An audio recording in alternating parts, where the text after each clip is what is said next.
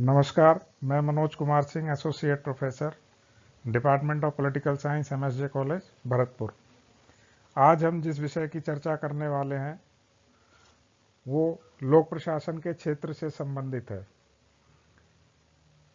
ये topic BA honours second year तथा MA previous के विद्यार्थियों से संबंधित है, इसलिए हम इसकी आज चर्चा करेंगे।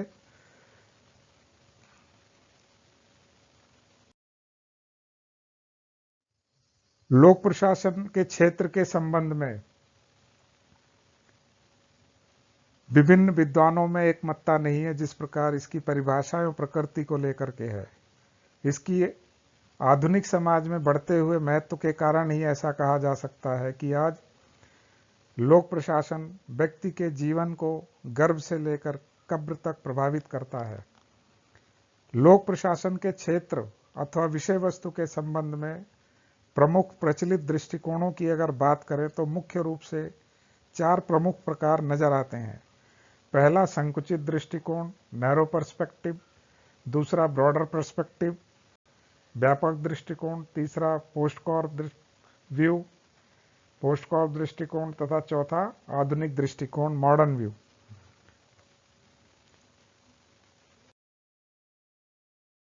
सबसे पहले संकुचित दृष्टिकोण की बात करते हैं। अनेक विद्वानों जैसे लूथर, गुलिक, साइमन तथा थॉमसन आदि ने लोक प्रशासन के क्षेत्र के संबंध में संकुचित दृष्टिकोण को अपनाया है। यह दृष्टिकोण लोक प्रशासन के क्षेत्र को शासन की कार्यपालिका शाखा तक ही सीमित करता है, अर्थात लोक प्रशासन से अभिप्राय उन क्रियाओं से है जो केंद्र, राज्य तथा स्थानीय सरकारों की कार्यपालिका शाखाओं द्वारा संपादित की जाती है, जैसे कानून का निर्माण, लागू करना, नीति निर्माण तथा विभिन्न योजनाओं और कार्यक्रमों की समीक्षा आदि।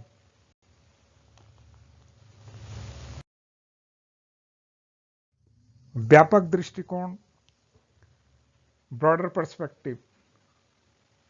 लोक प्रशासन के प्रति व्यापक दृष्टिकोण अपनाने वाले समर्थकों में प्रमुख नाम बिलोबी, मार्क्स, ए नीग्रो तथा एल.डी. वाइट का है।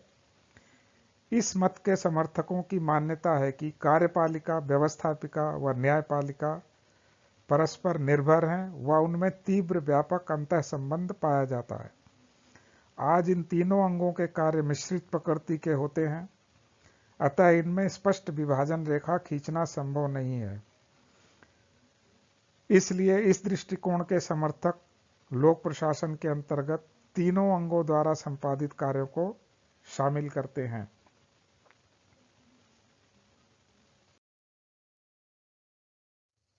पोस्ट कॉर्प दृष्टिकोण। पोस्ट कॉर्प विचार लोक प्रशासन को लूथर, गुलिक की देन है।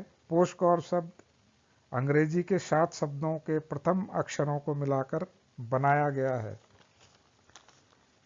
इसमें पहला अक्षर P यानी प्लानिंग, जिसका अर्थ है योजना बनाना। O से ऑर्गेनाइजेशन यानी संगठन। S स्टाफिंग, जो स्टाफ से संबंधित है। D अक्षर से डायरेक्टिंग बना है, जिसका तात्पर्य है निर्देशन। CO को अक्षर कोऑर्डिनेशन के लिए है यानी समन्वय। R रिपोर्टिंग को इंगित करता है यानी प्रतिवेदन। B बजटिंग के लिए प्रयोग किया गया है, जिसका हिंदी में अर्थ है बजट व्यवस्था। अब हम इस पोस्ट कॉर्प शब्द को विस्तार से देखते हैं, जिसमें सबसे पहले प्लानिंग यानी नियोजन आता है। जैसे कि पहले बताया गया है, इसका अर्थ है योजना बनाना। बिना सही योजना के लक्ष्य प्राप्त करना कठिन हो जाता है, इसलिए इसका अपना महत्व है। इसके 2 प्रमुख पहलू हैं। पहला इच्छित कार्यों की रूपरेखा तैयार करना और दूसरा निर्धारित लक्ष्य की प्राप्ति हेतु रीतियों और नीतियों का निर्धारण करना,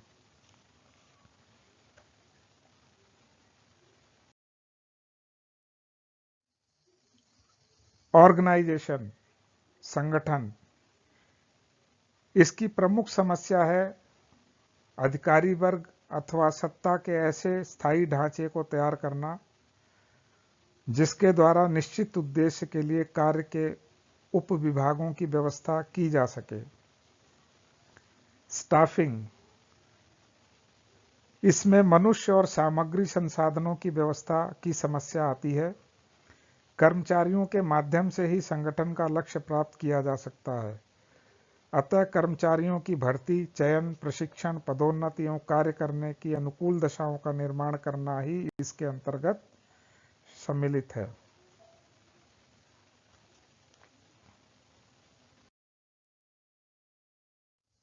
डायरेक्टिंग यानी निर्देशन। लोक प्रशासन का कार्य प्रशासन संबंधी कार्यों का विश्लेषण करके निर्णय लेना तथा उस निर्णय के अनुसार निर्देश देना है, जिसके अभाव में यह नहीं पता चलेगा कि आगे क्या करना है। कोऑर्डिनेशन, समन्वय। प्रशासकीय कार्यों के संपादन में समन्वय एक महत्वपूर्ण एवं आवश्यक तत्व है। कार्यों का विभाजन कर उचित कार्य उचित व्यक्ति को देना और उसमें तालमेल बैठाना एक बहुत बड़ी समस्या है। समन्वय के द्वारा कार्यों के दोहराव तथा समय की बर्बादी को भी रोका जाता है।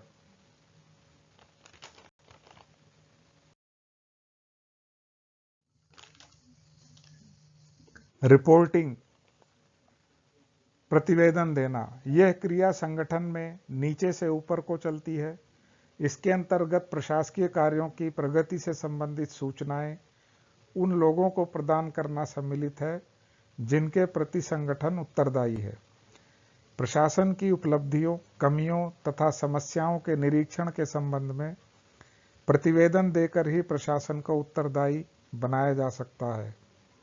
बजटिंग, प्रशासन के लिए वित्त ही प्राण है। वित्त को प्रशासन की रीढ़ भी कहा गया है।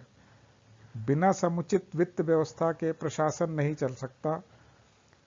आय व्यय का लेखा जोखा तैयार करना, वित्तीय योजनाओं का निर्माण करना, करारोपण, व्यय करना तथा अंकेक्षण के माध्यम से नियंत्रण रखना इसके अंतर्गत आते हैं। अतः यह कहना उपयुक्त होगा कि मोटे रूप से लोक प्रशासन के कार्यक्षेत्र को ही पोस्ट कॉर्प के सूत्र में पिरोया गया है, क्योंकि ये क्रियाएं ही लोक प्रशासन के सभी संगठनों में पाई जाती हैं। ये प्रबंध संबंधी सामान्य समस्याएं हैं जो प्रत्येक अभिकरण में पाई जाती हैं।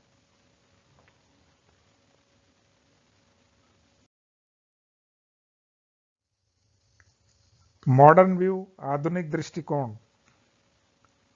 लोक प्रशासन के आधुनिक दृष्टिकोण में परंपरागत अध्ययन क्षेत्र यथा प्रशासनिक सिद्धांत, संगठन सिद्धांत तथा सार्वजनिक कार्मिक प्रशासन के साथ ही उभरते नवीन क्षेत्रों का अध्ययन भी सम्मिलित है। लोक प्रशासन का कार्यक्षेत्र राज्य गतिविधि के दायरे से कम नहीं है, यानी कि लोक प्रशासन का क्षेत्र राज्य की तरह ही व्यापक होता जा रहा है। आधुनिक दृष्टिकोण के संबंध में वाकर के विचार महत्वपूर्ण है। वाकर ने लोक प्रशासन के क्षेत्र को दो भागों में विभक्त किया है। पहला है प्रशासनिक सिद्धांत तथा दूसरा प्रायोगिक प्रशासन।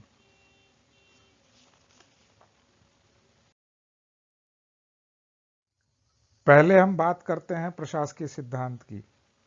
प्रशासकीय सिद्धांत विकसित करने का उद्देश्य ऐसे निश्चित प्रशासनिक कार्यवाही के सिद्धांतों का पता लगाना है जिन्हें व्यावहारिक प्रशासन के सभी स्तरों यथा राष्ट्रीय, क्षेत्रीय, स्थानीय आदि पर लागू किया जा सके।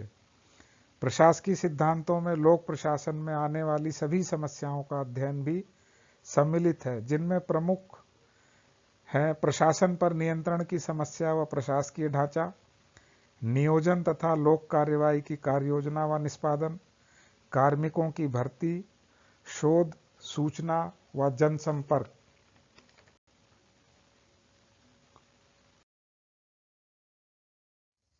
अब बात करते हैं प्रायोगिक प्रशासन की। वाकन ने प्रायोगिक प्रशासन के प्रमुख प्रकारों का वर्गीकरण लोक प्रशासन के 10 प्रमुख कार्यों के आधार पर किया है, जिनमें सबसे पहले आता है राजनीतिक कार्य। इसमें कार्यपालिका व्यवस्थापिका संबंध, मंत्रियों तथा स्थायी अधिकारियों के संबंध, मंत्रिपरिषद या मंत्रिमंडल की राजनीतिक प्रशासनिक क्रियाओं आदि प्रशासन के राजनीतिक कार्य सम्मिलित हैं। वैधानिक कार्य, इसमें वह कार्य आते हैं जो विधानमंडल में विधेयक को पेश करने तथा पारित करने संबंधी प्रारंभिक कार्य जो प्रशासनिक अधिकारियों तथा विभागों द्वारा किए जाते हैं। इसमें प्रदत्त व्यवस्थापन भी सम्मिलित है। वित्तीय कार्य, इन कार्यों में संपूर्ण वित्तीय प्रशासन जैसे बजट निर्माण से लेकर लागू करने तक लेखा विधि, अंकेक्षण आदि शामिल हैं। प्रतिरक्षा कार्य, इसमें संपूर्ण सैन्य प्रशासन आ जाता है। शैक्षिक कार्य, शैक्षिक प्रशासन के सभी आयामों से संबंधित है। सामाजिक, भवन निर्माण, खाद्यान्न, सामाजिक सुरक्षा तथा रोजगार जैसे क्षेत्रों का प्रशासन सम्मिलित है। आर्थिक कार्य, यह आर्थिक क्षेत्र के प्रशासन से संबंधित है। इसका संबंध एक समृद्ध तथा स्थिर अर्थव्यवस्था की स्थापना से है। इसके अंतर्गत अनेक कार्य आ जाते हैं, जैसे कृषि उद्योगों की सुरक्षा तथा विकास, विदेशी व्यापार एवं वाणिज्य को प्रोत्साहन देना, उपभोक्ता के हित में उद्योगों का नियमन, विदेशी, इस प्रशासन में विदेशी मामलों का प्रबंध, कूटनीति, अंतर्राष्ट्रीय सहयोग, विभिन्न प्रकार के अंतर्राष्ट्रीय संगठनों का प्रशासन आदि आ जाता है। साम्राज्य प्रशासन, प्रशासन की वे समस्याएं व तकनीकें जो एक राष्ट्र के द्वारा दूसरे लोगों अथवा राष्ट्र पर शासन करने से उत्पन्न होती हैं। स्थानीय प्रशासन, अंत में स्थानीय प्रशासन है, इसमें स्थानीय सरकारों की क्रियाएं सम्मिलित होती हैं। अब तक के विवरण से हमने देखा कि किस प्रकार लोक प्रशासन का क्षेत्र निरंतर विस्तृत होता गया है। पुलिस राज्य से लेकर कल्याणकारी राज्य व वर्तमान में प्रशासकीय राज्य से के सफर तक कई नए आयाम जुड़ते गए हैं। आज लोक प्रशासन आधुनिक शासन व्यवस्था की केंद्र बिंदु बन गया है। लोक प्रशासन का क्षेत्र विस्तृत होने के साथ ही लोगों के अच्छे जीवन की अवधारणा के फलस्वरूप ढलता रहा है। धन्यवाद।